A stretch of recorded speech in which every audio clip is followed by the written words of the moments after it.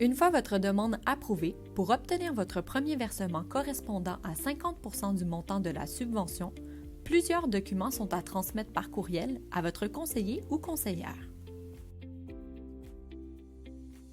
L'entente de subvention doit être signée en page 5 par le représentant de l'entreprise.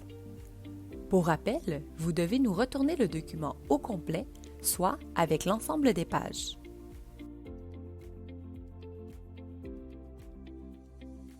Une copie du premier relevé de paie du stagiaire, incluant le salaire brut cumulé, doit être transmise.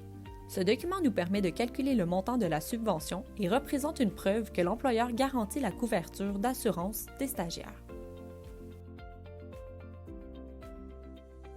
Les fiches de paie doivent indiquer le salaire brut pour la période payée et le salaire brut cumulé à la date du paiement.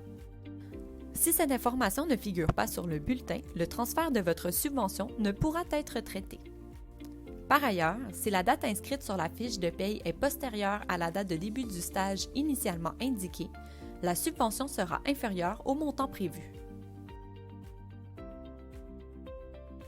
Un fichier Excel avec les informations de votre organisation est à compléter. Identifiez une personne contact dans votre entreprise et indiquez ses coordonnées pour recevoir la notification du transfert de fonds. En plus de compléter vos coordonnées bancaires sur le fichier Excel, veuillez nous fournir un spécimen de chèque. S'il existe une erreur dans votre numéro de compte, un retard de versement pourrait être constaté.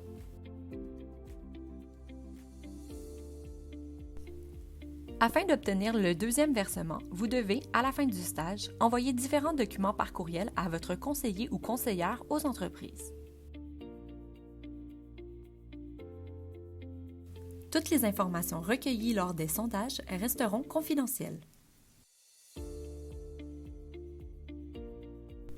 Copie du dernier relevé de paie du stagiaire.